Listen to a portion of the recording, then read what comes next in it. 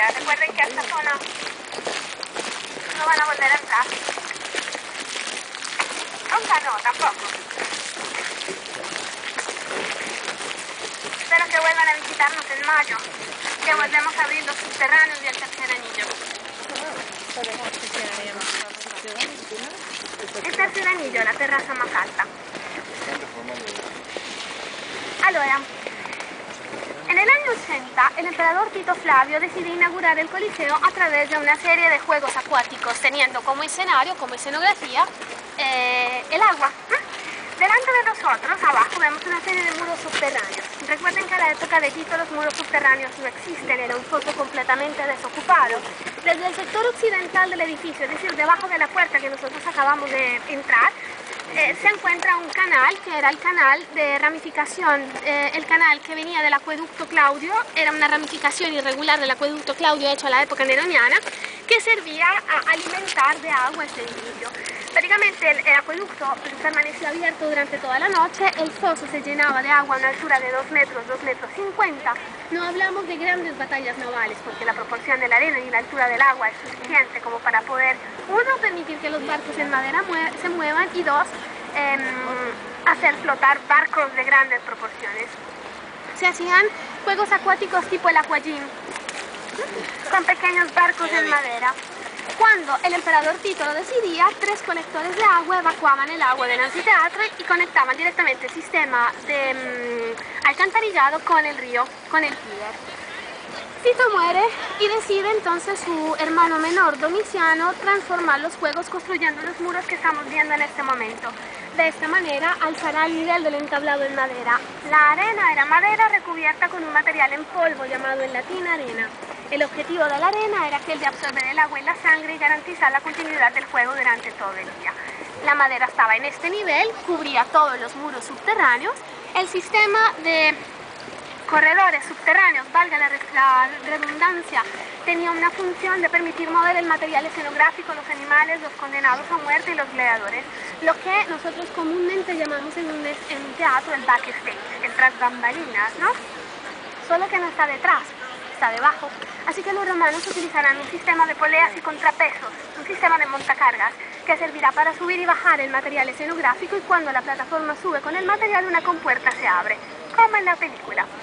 La idea era que los romanos tuvieran 40 montacargas del lado derecho, 40 montacargas del lado izquierdo, derecho, izquierdo, 80 montacargas. Por lo tanto, se podía montar y desmontar la escenografía en cuestión de minutos. Gracias a Domiciano, las batallas navales no se harán nunca más dentro del anfiteatro Flavio, los juegos acuáticos, porque es imposible inundar el foso teniendo estructuras murallas fijas, ¿no? Hablamos de pequeños barcos de extrapropulsión que podían flotar en los pasillos entre muro y muro. Lo que se hará es trasladar los juegos acuáticos a lo que hoy conocemos como Plaza Navona, la Plaza de los Pintores, el estadio de Domiciano, que estando cerca del río era mucho más fácil para ser inundado. Como nota, nuestro edificio es un edificio de planta elíptica, teatro doble al abierto. Tiene una circunferencia externa de 542 metros, perdón.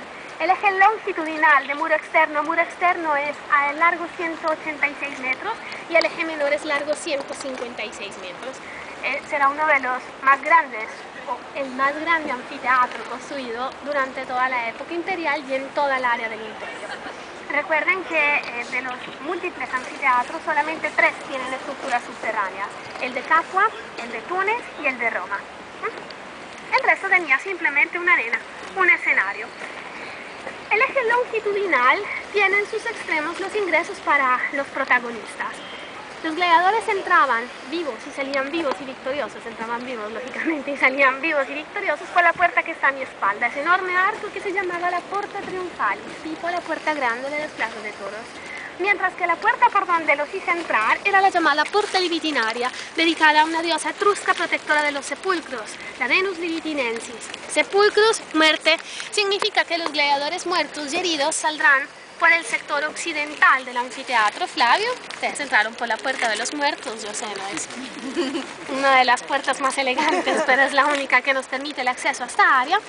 Porque detrás de la calle donde ustedes ven esos edificios blancos, el edificio blanco, Domiciano había construido 4 escuelas de gladiadores, es decir, todos los servicios complementarios al anfiteatro Flavio. En esa zona vivirán los gladiadores, los marineros, los funcionarios, los animales, quienes pasaban a través de un túnel subterráneo para no ser vistos, conectándose directamente con el backstage.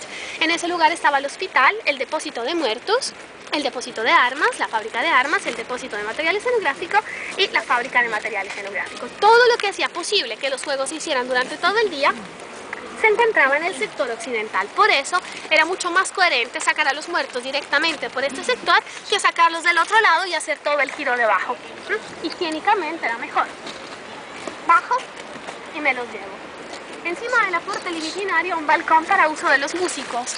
Tocaban diferentes instrumentos, órganos hidráulicos, trompetas. La idea era animar al público en los intervalos entre juego y juego, al inicio y al final del juego. El eje menor servía como punto para las autoridades. Ustedes saben que en una figura elíptica el eje mejor tiende a ampliar el campo visivo, ¿no? El eje longitudinal acorta la figura como si fuese un círculo, por eso desde Plaza Venecia se lee cilíndrico. El eje largo, el eje corto lo alarga. Así que en el sector norte se sentaba el emperador y su familia, era el llamado Quirinal Imperial. Será el único lugar, el interior del anfiteatro Flavio, revestido con láminas de mármoles colorados. Más costoso es el material, sirve para decorar un área que es utilizada por la máxima autoridad. Si en el sector sur se encontraba el palco del emperador, en el sector norte, donde vemos la cruz de bronce, se sentaba el grupo de magistrados y senadores quienes debían reemplazarlo en caso de necesidad.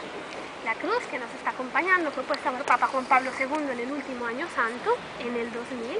Recuerden que en el año 1720 Papa Benedicto XIV prohíbe utilizar el Coliseo como cantera, porque fue utilizado durante el siglo XV, XVI y XVII, inicios del XVII, pero no sabe qué hacer con esta mole, así que lo consagra a la pasión de Cristo. Esa es la razón por la cual, siendo un lugar santo, entre comillas, viene conservado a las generaciones sucesivas, y hoy es escenario del Vía Crucis, cada Viernes Santo de cada Semana Santa.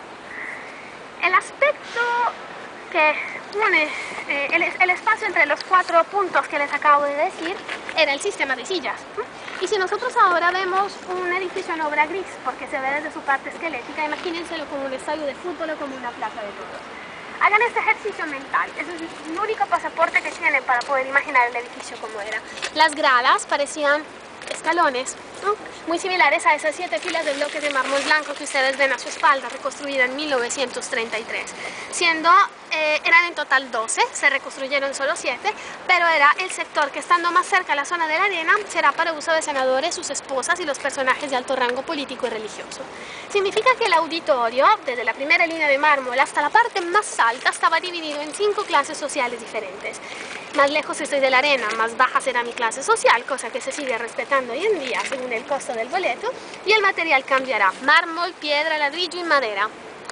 La madera se pudre, lógicamente, mientras que el ladrillo, el mármol y la piedra será reutilizado durante el siglo XV, en el Renacimiento, para la construcción de la nueva Roma católica. La Iglesia regresa a Roma después de su exilio forzoso en Aviñón y decide promover la religión católica, solo que por un momento dicen: ¿para qué comprar mármoles si Roma está llena de mármoles? ¿Y para qué mantener en pie una arquitectura pagana si podemos dar un nuevo lenguaje a la arquitectura católica? Esa es la razón por la cual los romanos dicen que aquello que no hicieron los bárbaros, sí que lo hicieron los barberini. Papa Urbano VIII, quien fue uno de los pioneros del reuso masivo de materiales. Terminamos la visual de esta parte interior, recordándoles que la zona norte continuaba en el sector sur, ¿no? Creo que eso es casi que lógico, solo que en el siglo XIV un movimiento sísmico desestabiliza la zona sur. Por eso lo vemos a desnivel. El terreno es mucho más arcilloso en la zona sur que en la zona norte. Subentra la iglesia y el reciclaje de materiales, así que la iglesia no solo se lleva los bloques del interior de las gradas, sino que desmonta la zona sur. Es válido que alguno de ustedes me pregunte: si desmonta la zona sur, ¿qué le costaba desmontar la zona norte?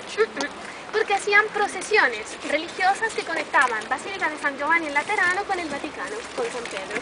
Así que era mejor pasar al lado de un edificio que escenográficamente fuera monumental. La parte norte se mantendrá casi a la misma altura, la zona sur, salud, es la que van a reutilizar completamente. ¿Preguntas? Nos has dejado sin preguntas. Hasta ahora tienen que agradecerle sus palabras.